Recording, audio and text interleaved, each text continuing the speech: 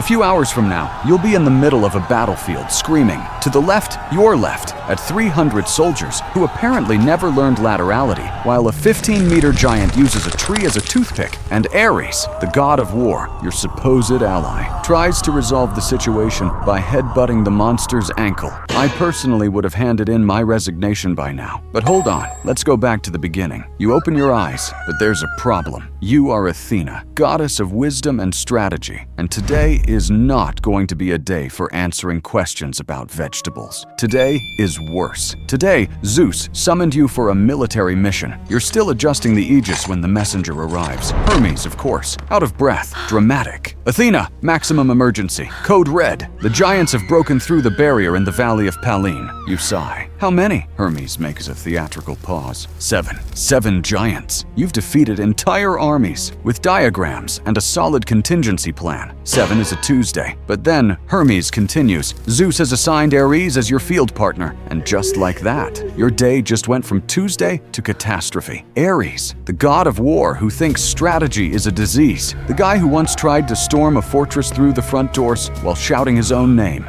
That Ares. No, you say. It's not optional, Hermes replies, already vanishing. I need to tell you, when Hermes flees before you can argue, it's because even he knows the situation is irreversible. You head down to the military camp in the valley. 300 mortal soldiers lined up, waiting for orders. For the first time today, here you feel something resembling optimism. 300 trained men, 7 giants, numerical superiority, favorable terrain. This is going to be simple. Then you look more closely. One soldier is holding his spear upside down. Another is using his shield as a food tray. A third one is asleep, standing up, with his eyes open. You didn't know that was possible, but apparently the Greek army has innovated. Who trained you, you ask? Silence. Someone in the back raises their hand. Ares, ma'am. That explains everything. That explains absolutely everything. I'm filing that information away because it's going to be relevant in a moment. Ares arrives at camp like it's the opening night of a one-man show about himself. Armor gleaming, helmet with absurdly large red plumes, sword slung over his shoulder. Athena, ready for glory! You look at him. You look at the 300 semi-functional soldiers. You look at the horizon where 7 15-meter giants are ripping trees out of the ground like picking flowers. We need to talk about the plan. Plan? Ares laughs, a laugh that echoes through the valley and probably alerts the giants to your exact position. The plan is to attack, advance, destroy. He punches himself in the chest. One soldier faints from the shock. You breathe deeply. This is the moment your mind does what only your mind can do. Processes 47 simultaneous variables, calculates trajectories, analyzes terrain, evaluates resources, and arrives at an elegant solution in 3 seconds. The plan is simple, absurdly simple. So simple a child would understand. Listen up, you tell the army. The giants are in the narrow valley. They can't move laterally. We position archers on both ridges, create crossfire, use boiling oil at the natural choke points, and the lancers form a barrier at the southern exit. The giants get trapped, blinded by smoke, with no room to use their size. Done in 20 minutes. Silence. 300 blank faces. What's lateral? Someone asks. You blink.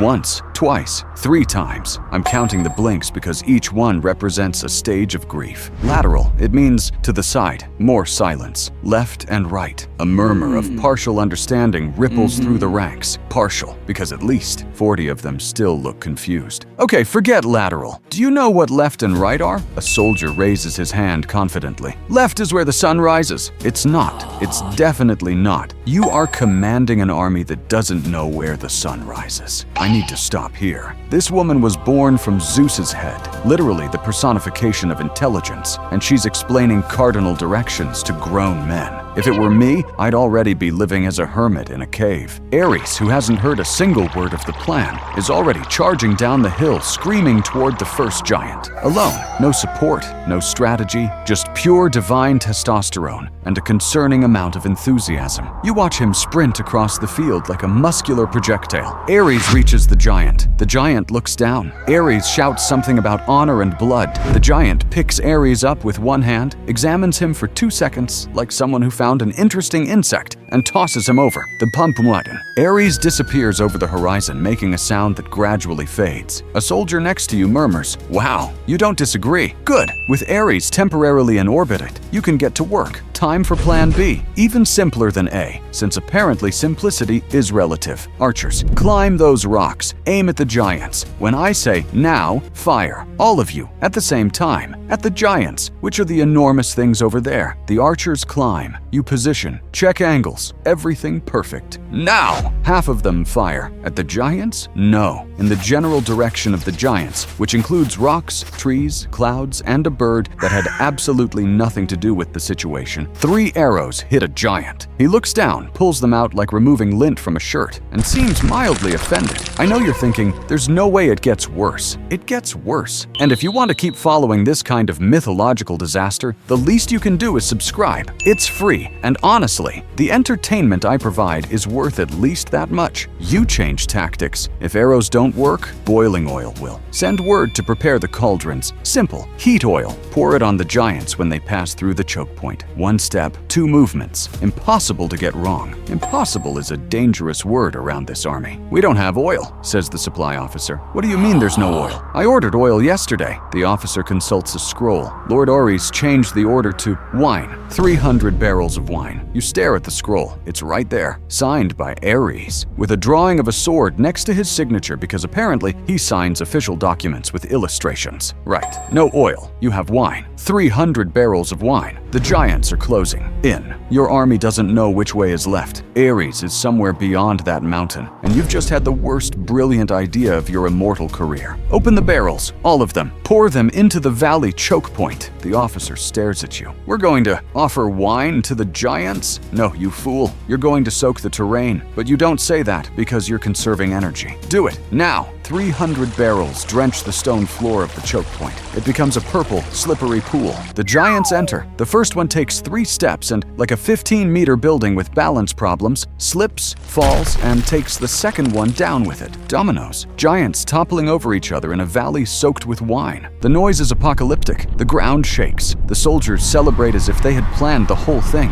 I watch you, and I swear I saw something I've never seen in a god. The expression of someone who just won using wine as a weapon and doesn't know whether to laugh or cry. But 4 fell, 3 remain. And those 3 saw what happened and are circling around to the other side. You need a new plan. Your divine brain calculates in 2 seconds. Lancers, V formation at the east exit. When the giants appear, aim for the feet. Knock them off balance. The ones already down can't get up in the wine. V formation was, until 10 seconds ago, the simplest thing you had ever asked for. But you're now watching 30 lancers trying to form a V and producing something that looks more like a drunk W, or maybe an upside-down M. It's definitely a letter, just not the right one. Ares comes back. From where? You don't know. How he survived being thrown over a mountain, you also don't know. But he's back, covered in mud, half his helmet crushed, and absolutely radiant. Athena, I had an idea. No sentence in the history of warfare that started that way from him ever ended well.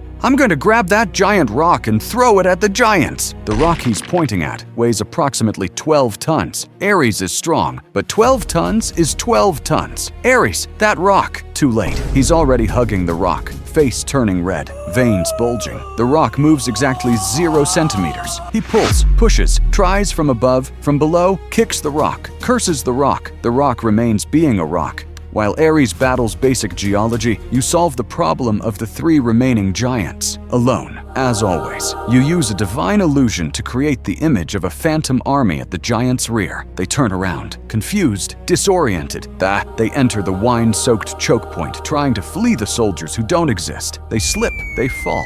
7 out of 7. Victory, technically. The soldiers celebrate. Ares celebrates. Ares is somehow convinced that his struggle with the rock was fundamental to the outcome. The rock distracted the giants. It didn't. They saw my strength and got scared. They did run it. That was the best battle I've ever had. It was the worst you've ever witnessed. You sit on a rock, a smaller rock, not Ares' girlfriend, and look out at the battlefield. 7 giants down in a valley soaked with wine. 300 soldiers who can barely hold a spear. A war god who lost a fight to a mineral. And you, the only one who actually did anything. A general approaches. Lady Athena, brilliant strategy. We should celebrate. Celebrate. With the leftover wine? Oh, there's none left. It's all on the ground, mixed with giant mud. We have no more wine, General. Ares traded the oil for wine, and I traded the wine for a weapon. happen. The general processes this information for 15 seconds and gives up. Night falls. Camp is set. Ares is recounting the battle to the soldiers, and in his version, he fought 3 giants simultaneously with his bare hands. The soldiers believe him. Of course they do. If they believed that left is where the sun rises, they'll believe anything. You walk away, climb to the top of the hill, look at the ruined valley below. The giants are being tied up.